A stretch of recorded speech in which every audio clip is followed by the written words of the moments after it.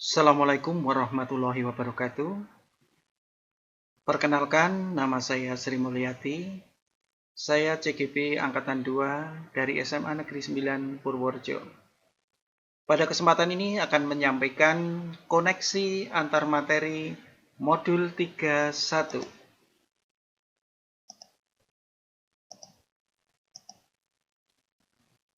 Modul 31 yaitu tentang pengambilan keputusan sebagai seorang pemimpin pembelajaran.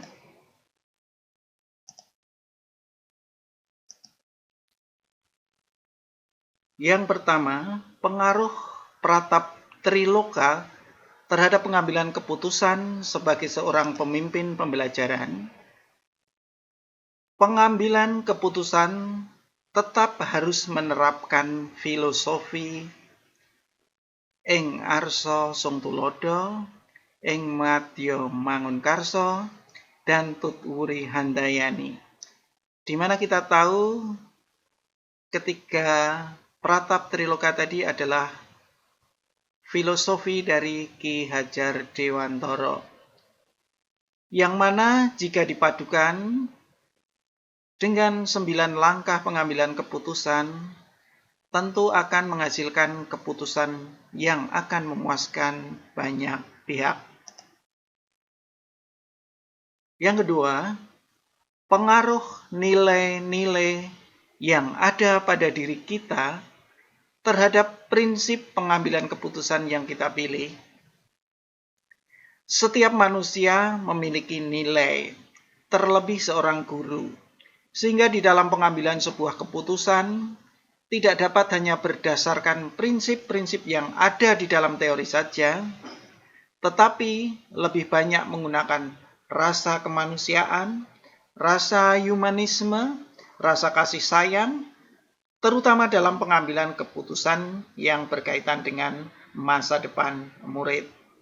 Sehingga prinsip yang dipakai kebanyakan seorang pemimpin pembelajaran adalah berpikir dengan rasa peduli. Berikutnya adalah proses coaching antara fasilitator dengan calon guru penggerak dalam pengambilan keputusan. Calon guru penggerak dalam pengambilan keputusan tentunya masih perlu proses coaching dengan bantuan fasilitator sebagai coach-nya.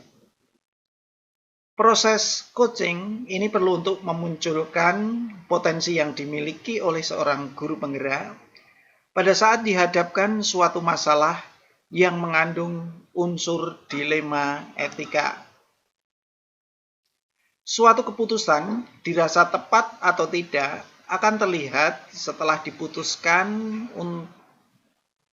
Untuk itu, maka bimbingan coaching sangat diperlukan, terutama di dalam pengujian keputusan. Berikutnya adalah kasus yang fokus masalah moral atau etika.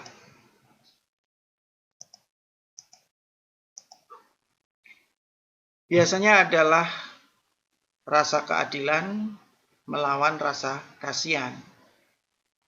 Dalam pengambilan keputusan yang berkaitan dengan masalah moral atau etika, selain norma aturan yang berlaku, juga ikut berperan besar adalah nilai-nilai yang dianut oleh guru tersebut.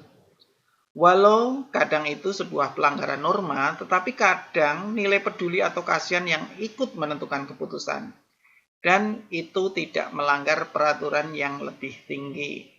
Misal saja kasus siswa yang tidak memakai seragam dikarenakan siswa itu tidak mempunyai seragam.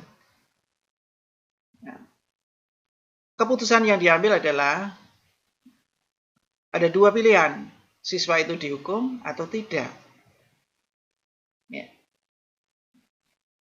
Kalau berdasarkan peraturan, norma, siswa yang melanggar peraturan tata tertib sekolah tentunya ada hukumannya. Tapi kalau ada rasa kasihan, tentunya akan menjadi 3. Sehingga keputusan akan ditentukan oleh prinsip, yaitu biasanya adalah prinsip rasa peduli.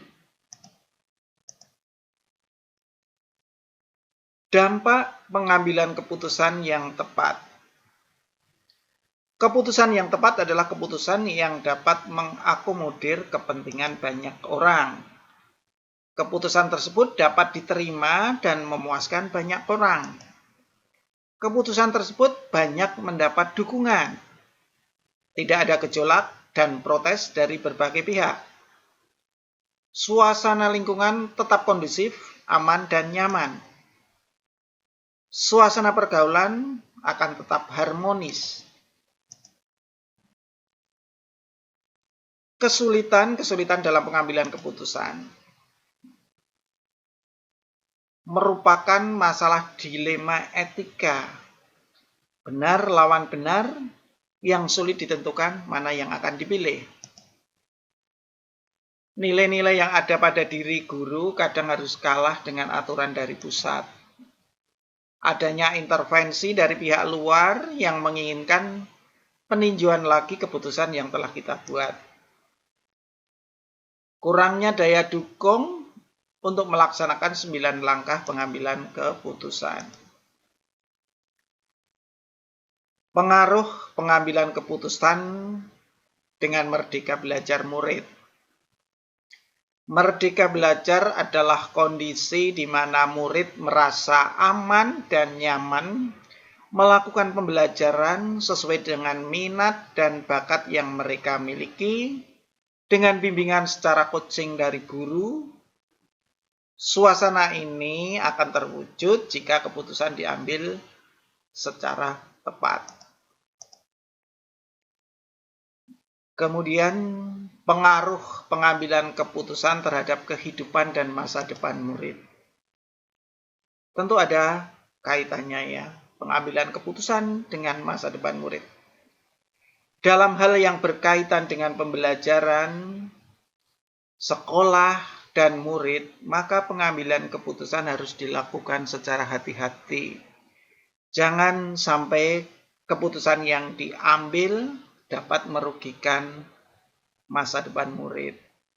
Misalnya dalam keputusan tentang kelulusan, tentang kenaikan kelas, tentang mengeluarkan siswa, tentang pemberian nilai, dan masih banyak masalah-masalah lain di bidang persekolahan. Terakhir, kesimpulan. Pengambilan keputusan sebagai seorang pemimpin pembelajaran harus dilaksanakan dengan mempertimbangkan 4 paradigma, 3 prinsip pengambilan keputusan, dan 9 langkah pengambilan keputusan. Kemudian, seorang guru harus dapat menerapkan filosofi Ki Hajar Dewantara, budaya positif sekolah, dan menguasai kompetensi sosial emosional, menguasai pembelajaran berdiferensiasi, serta memiliki kemampuan coaching sehingga mampu mengambil keputusan dengan tepat. Itu saja yang dapat saya sampaikan dari koneksi antar materi yang telah saya pelajari di modul calon guru penggerak selama ini.